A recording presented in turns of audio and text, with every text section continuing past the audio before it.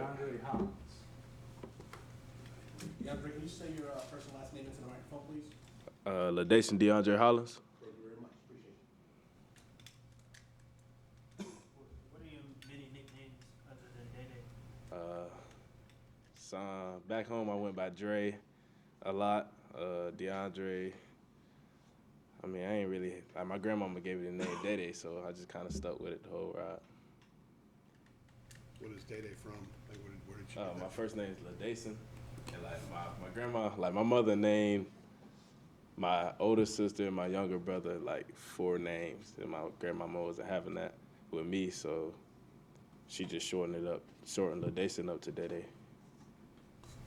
Coach Bateman said yesterday that, I guess it was a couple weeks ago, he went and talked to Dre Blind, said we need to figure out a way to get you on the field a little bit more, and they moved you over to cornerback. I guess you took a lot more reps over there. How much of your reps been at corner? How much have been at nickel in the last couple of weeks? And when you got the call the other day, kind of what went through your mind? Last couple of weeks, I've been just kind of trying to get my footwork right for corner, get my technique right, and getting deeper in the playbook and knowing both sides of that corner.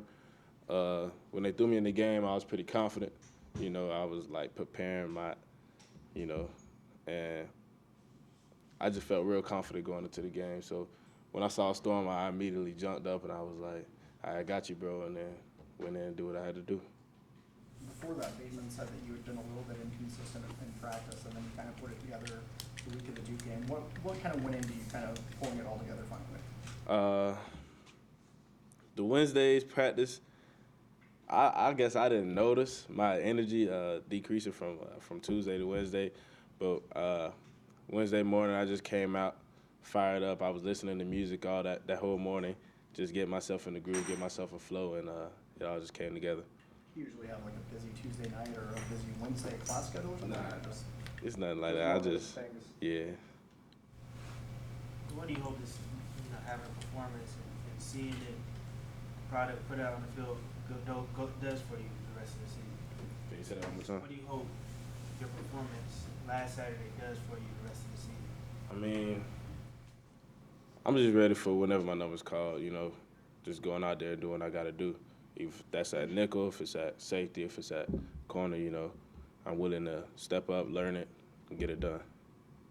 Bateman talks a lot about interchangeability. How easy is it to transition through all those different roles? Pretty easy. Like he said, he just hit up Dre and was like, can we move in the corner? And he just got it done.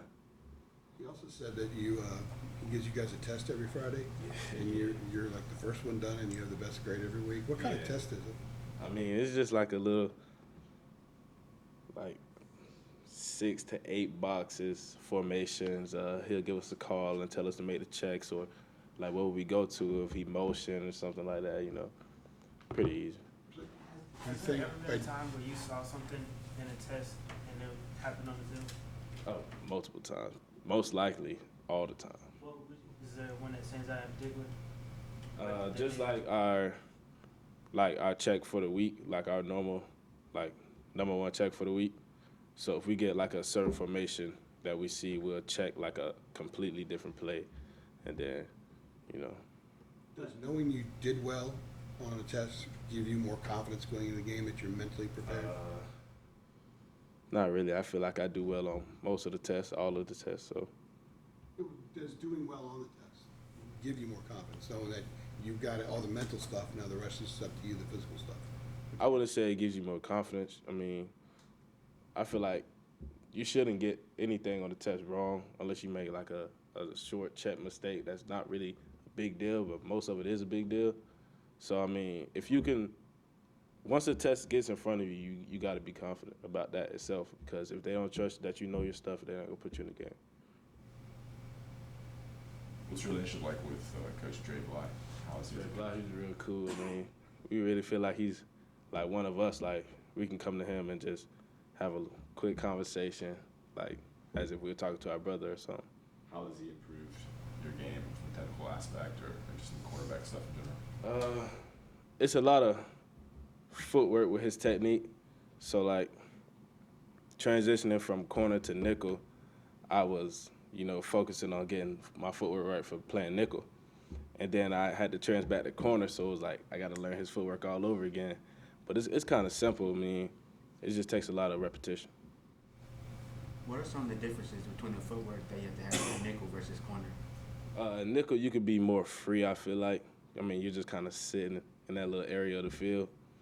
Corner, you got a man in front of you almost all the time. So, like, you got to work on staying in front of that man and just being on top of him. How about the vocal difference? Isn't the nickel and what you guys do pretty vocal on the field? Most of the times, we all have to be vocal, but most of the times the safety will give the nickel a call, and we'll make a check or something like that. Well, that's so many injuries in the secondary, and a lot of leaders have gone out. Who's kind of taken over the leadership role in the cornerback room? Has it been Miles Dorn as a safety kind of stepping in? I mean, Bateman kind of runs the show. We all sit in the room, corners, safeties, nickels, we all in one room. Kind of runs the show. He just asks everybody a question, like, you got to know it. So, I mean, it's no really difference in leadership in the room. In terms of like player leadership. Player leadership, Like Patrice out, with Trey out. Yeah. I mean, MD has, like, a lot of respect in the room, and he has been respected as a leader. Miles Woodfork has also been respected as a leader. He's been in the room a lot. DJ Ford, we have, like, I feel like we got a lot of people that can step up and be the leader, but right now it's like a competition. How does Bateman kind of run those meetings as a position coach? When he's explaining it, he explains technique, where he wants us to be, how he wants us to play it. And he goes through and he does that for safety, the corner, and the nickel. Just kind of explains why we're playing it like that.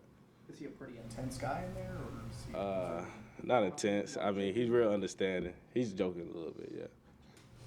He does that a lot. You guys good? Thank you, DeAndre. Appreciate it. Appreciate it. Anybody need anything else with that?